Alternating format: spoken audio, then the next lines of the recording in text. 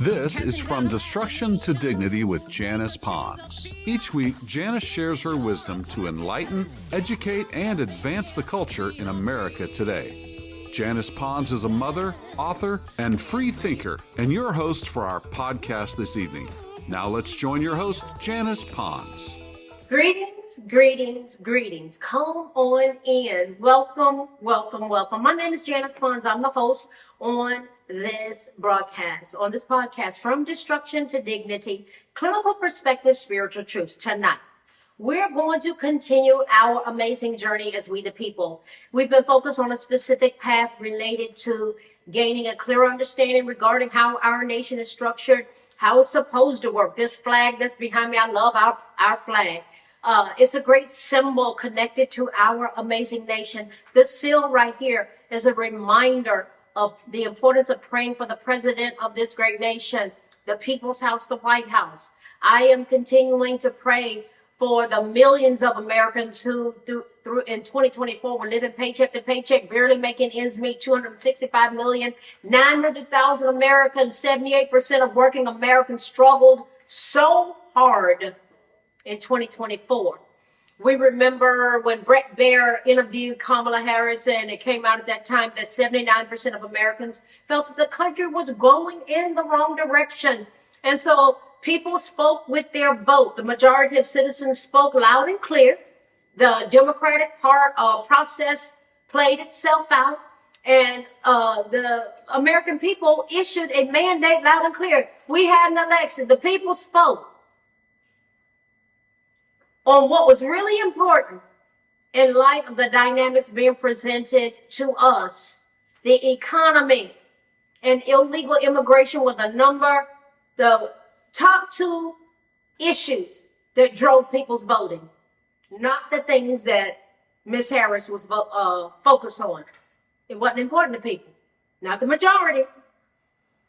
I've repeatedly asked on this venue, who needs to be the leader? What's at stake? Does it matter who's in the White House? Well, that determination has been made.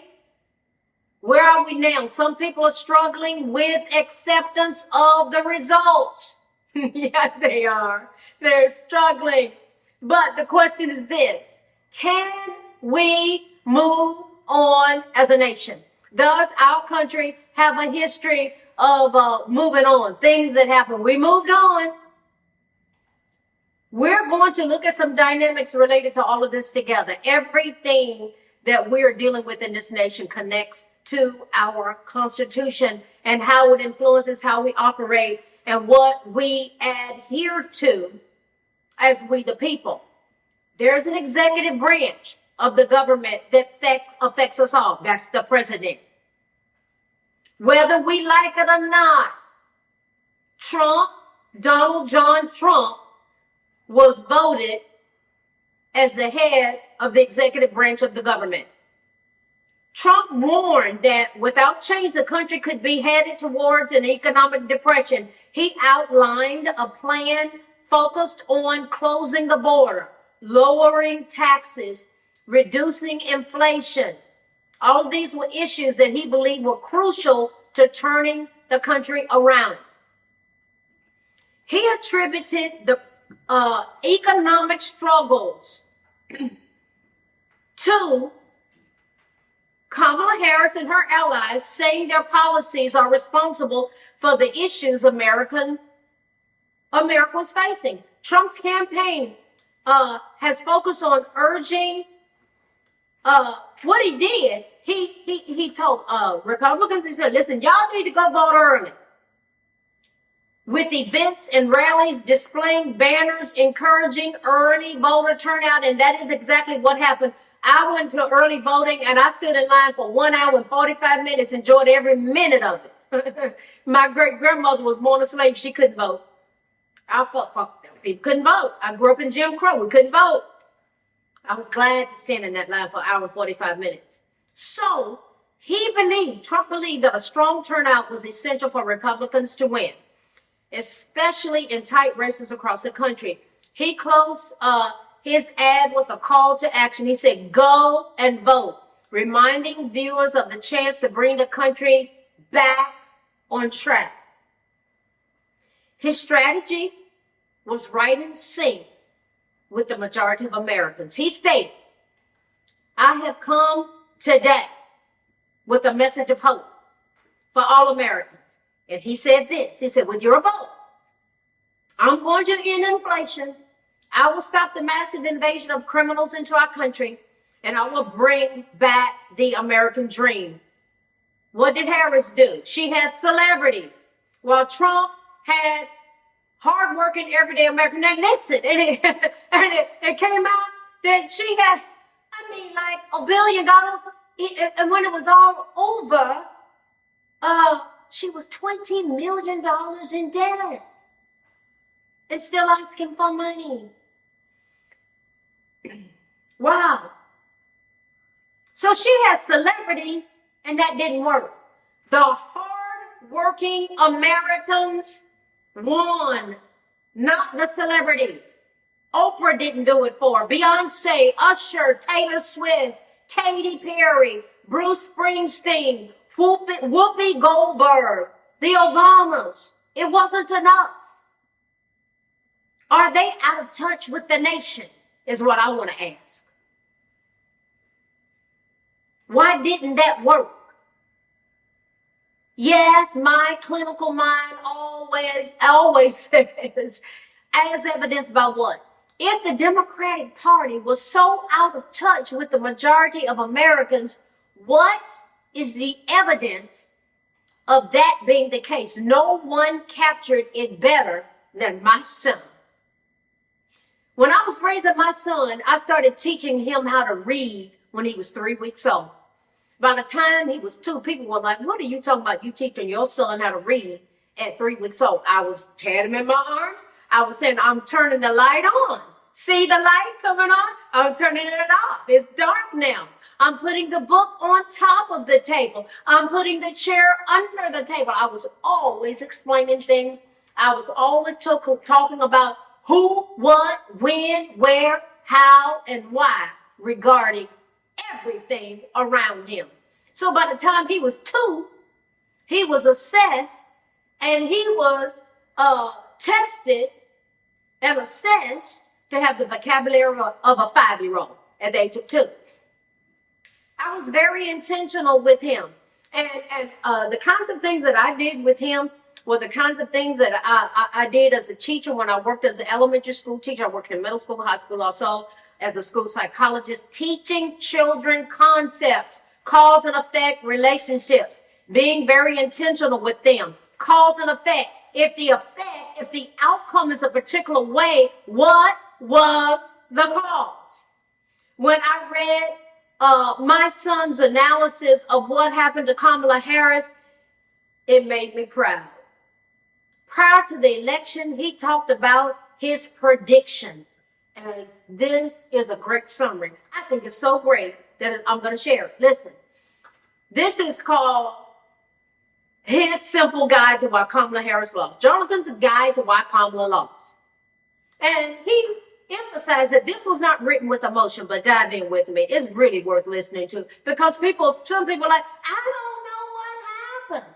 Why didn't we win? This is for my precious fellow Americans and my brothers and sisters that just don't get it. We love you. We support you. You are fellow Americans, but let me help you understand. And this is what he said. He said, I'm not trying to make or lose friends with what I'm about to say, but I wanted to weigh in on the recent, the political happenings that unfolded, seeing that what he literally predicted that it would happen, and it happened the exact way that he said it would. For reference, prior to the election, he predicted, number 1, that Donald Trump was going to win. Number 2, that Donald Trump would win both the Electoral College and the popular vote. He predicted that the margin of victory with the popular vote would be approximately 4%. It fluctuated between 3 and 4%. The following were the things that led to him having that prediction. Number 1, the manner in which Kamala became the nominee went against America's democratic process. Not a single Democrat voter was able to choose their presidential nominee through the normal primary voting process. She was appointed by delegates in a way that pushed voters to the side. I've never seen it. I've seen 13 presidents. I've never seen this unfold this way. It pushed voters to the side and didn't ask their opinion on who they believed was best suited to be victorious against Donald Trump. It wasn't Kamala. Voting is an intricate part of the democratic process. Being appointed without being democratically voted in, all while accusing Donald Trump of being a threat to democracy, projected a sense of hypocrisy.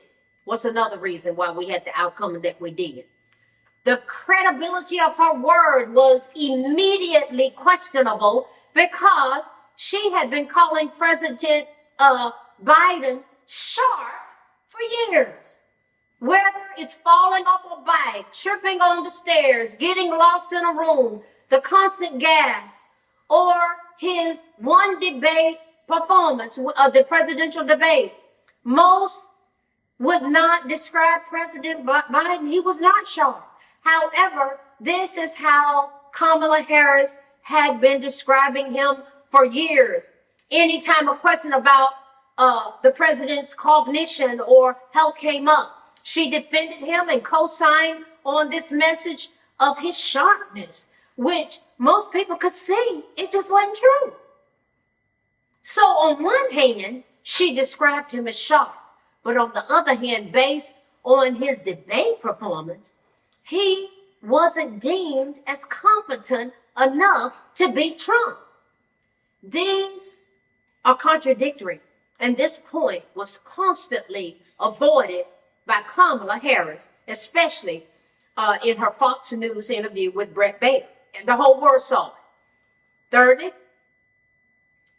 her campaign did not focus on issues that polls showed most Americans deemed as priorities. The two main issues that the majority of Americans agreed were at the top of the list were the economy and illegal immigration. Polls showed that most Americans trusted Trump more with the economy and immigration. Many would agree that Kamala Harris's two biggest focuses seem to be abortion rights and LGBTQ related issues. Although these issues are very important to some people, our fellow Americans, they were definitely not deemed as being at the top of the list of the majority of Americans. Even when she did speak about the economy, she would say very broad terms like opportunity economy without going into depth on this issue that most Americans deem as most important. What was another issue that caused her to lose? She focused on Trump more than she focused on herself. Anytime she spoke, Trump was mentioned almost endlessly. Donald Trump, Donald Trump. I believe when Anderson Cooper interviewed her from CNN, she said Donald Trump's name 26 times.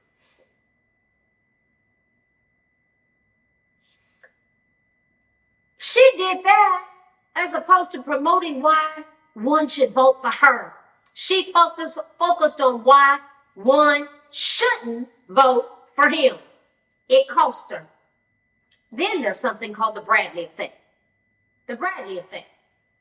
That refers to a phenomenon observed in U.S. elections where white voters, when polled, express support for a black candidate, but then vote against them in the privacy of the voting booth. This effect was named after Tom Bradley, an African-American, a black politician who ran for governor of California in 1982. I remember it. And he lost despite leading in pre-election polls. And with Kamala, they were saying it's neck and neck. I never believed it. I never believed it. The effect is often attributed to socially desirability bias. Those biases where voters give socially acceptable answers in polls, but do not act on those preferences when it comes time to vote, especially in races involving minority candidates. That was addressed. Listen, the Bradley effect is real.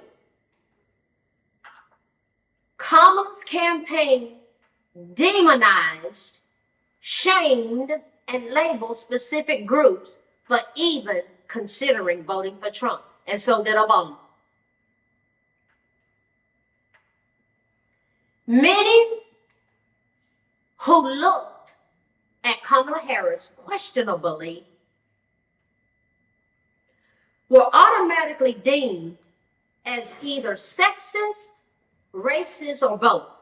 If they questioned her, they were automatically labeled as sexist, racist, or both.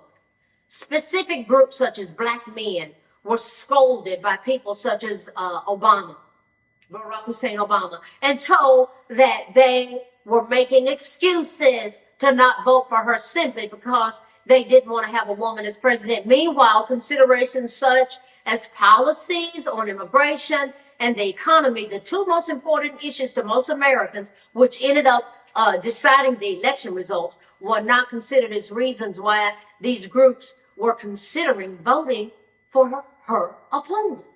Although more women voted for President Biden in 2020 than voted for Kamala Harris in 2024, many men were automatically labeled as not caring about women's rights for considering not voting for her. These things pushed potential voters away and placed a bad taste in their mouth. Why? Why? Because labeling someone is no way to court their vote. It cost her. What else cost her? She didn't engage in enough unscripted conversation that would have displayed her personality to potential voters, especially those from groups whose votes she desperately needed their vote. But she wouldn't engage in that. She didn't give potential voters enough exposure to her raw personality. The vast majority of her speech sounded like scripted talking points over and over again. Sitting with Joe Rogan on a podcast and having a genuine conversation for 3-4 hours like President Trump did and J.D. Vance did would have shown the male potential voters a side of her personality that they didn't even get to see when she was using a teleprompter or when the interviewer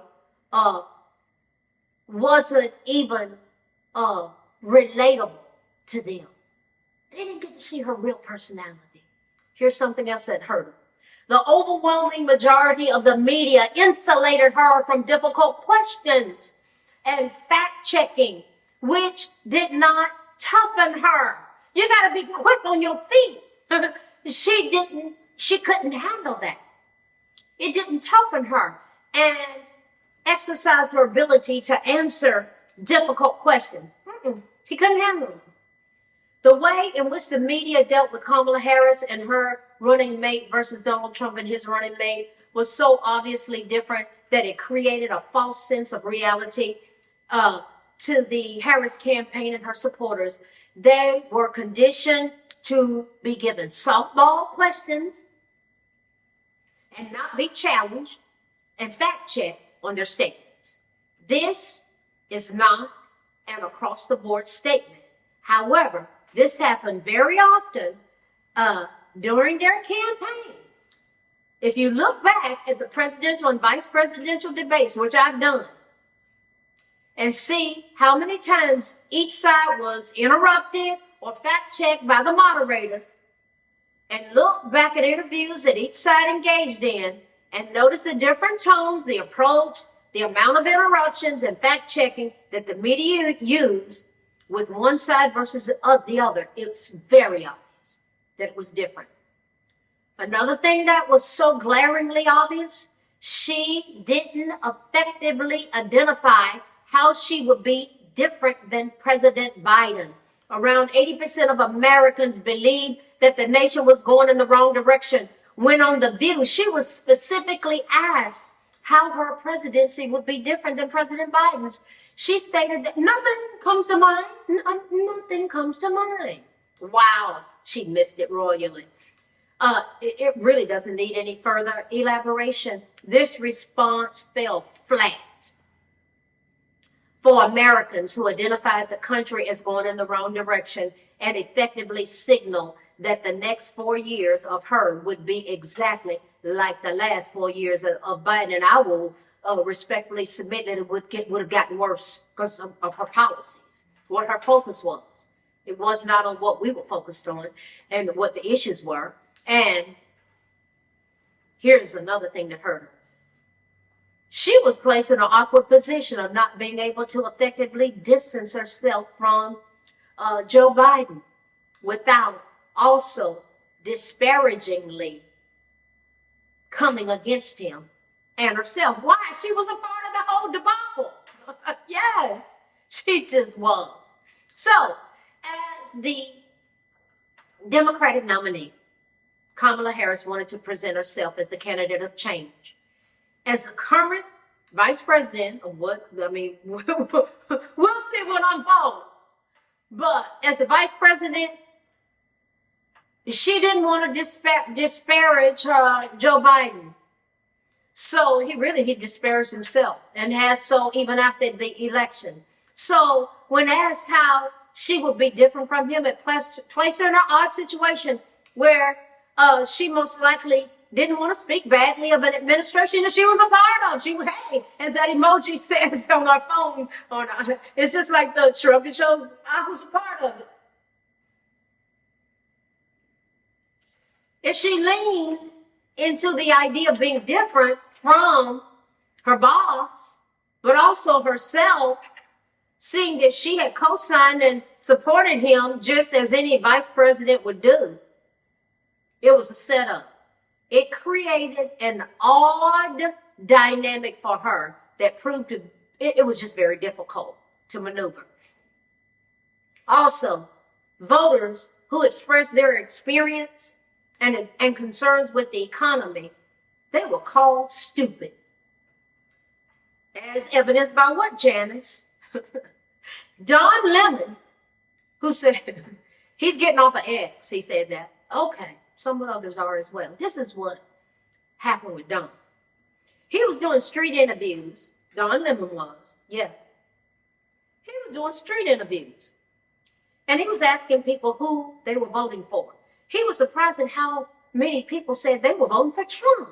He asked one man, why are you voting for Trump? The man replied, because I had more money under Trump. The economy was doing better. Don Lemon replied, well, I know that you feel that way, but the economy is actually better right now under Biden.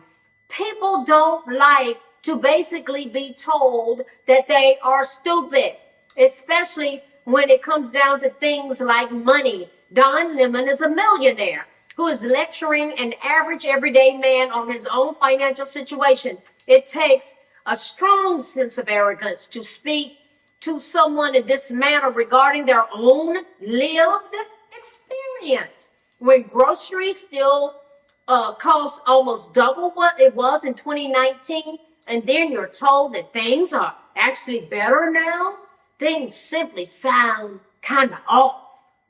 And the people saying that also sound totally out of touch with the common man's reality. Listen. This brings us to our clinical perspectives.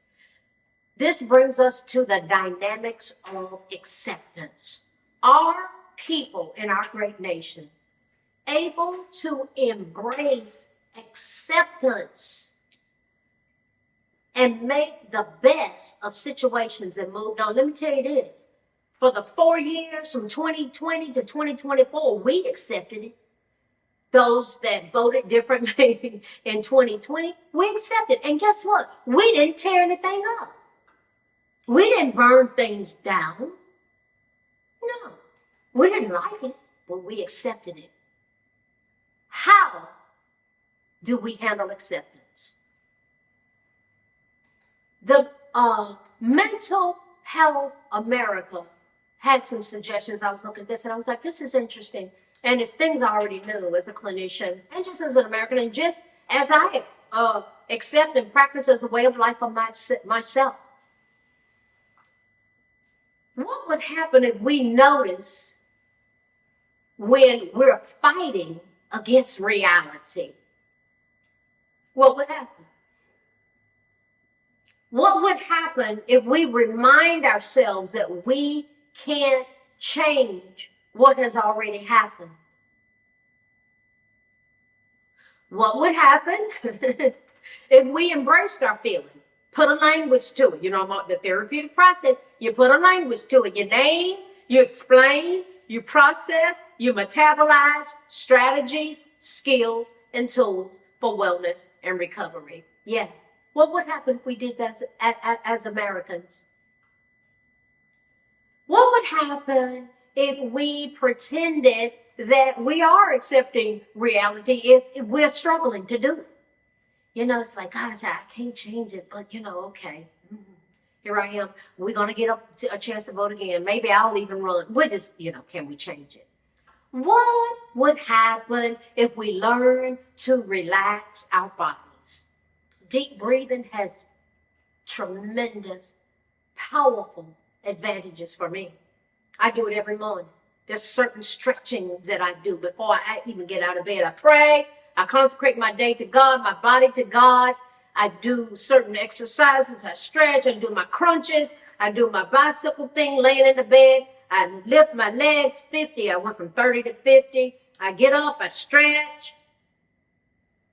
I do this thing where it's exercises that contribute to longevity. I want to live long. I'm an older woman now. I'm not some 35-year-old chick anymore. I'm not. I got a birthday coming up. I'll be 68, and I'm grateful. I'm grateful to turn 68. I'm not looking too shabby for a 68-year-old. But I'm learning how to practice, how to preserve my longevity. I want to live as long as I can. I told God I want to be an old, spry lady because I want to be around for my grandchildren. I got a lot to contribute to them.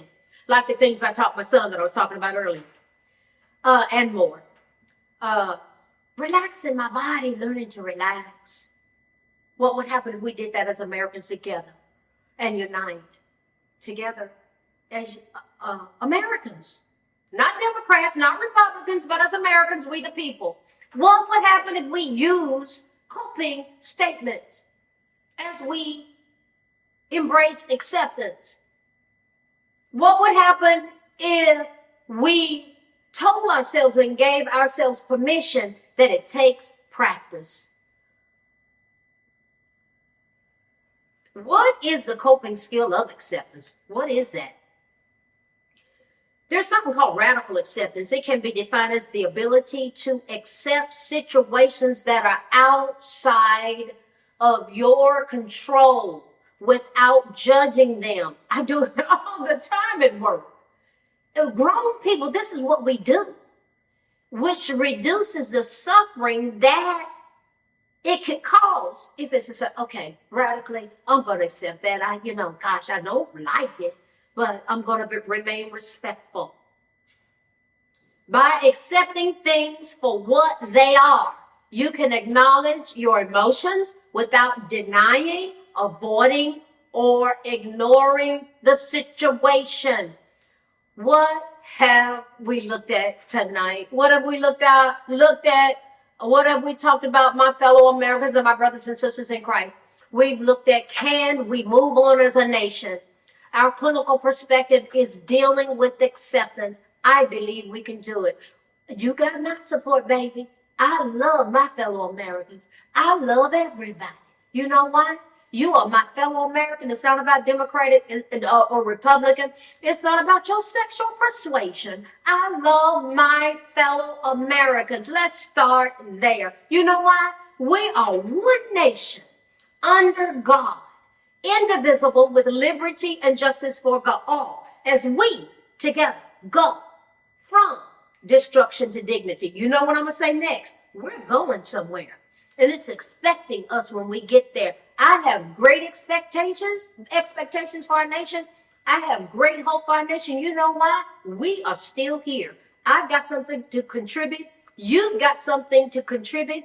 Let's keep showing up as we go together from destruction to dignity. Clinical perspectives, spiritual truths. I'll see you next week. Good night. Thanks for listening to this week's episode of From Destruction to Dignity with Janice Pons. Janice's mission is to provoke thought, bring awareness, and point people towards intervention when needed. As a reminder, this show is not therapy, but for educational purposes only. For more information, check out JanicePons.com or follow her on social media. We are one power, strength is ours, liberty, been set free, education, affirmation, dedication, information, revelation. A new nation.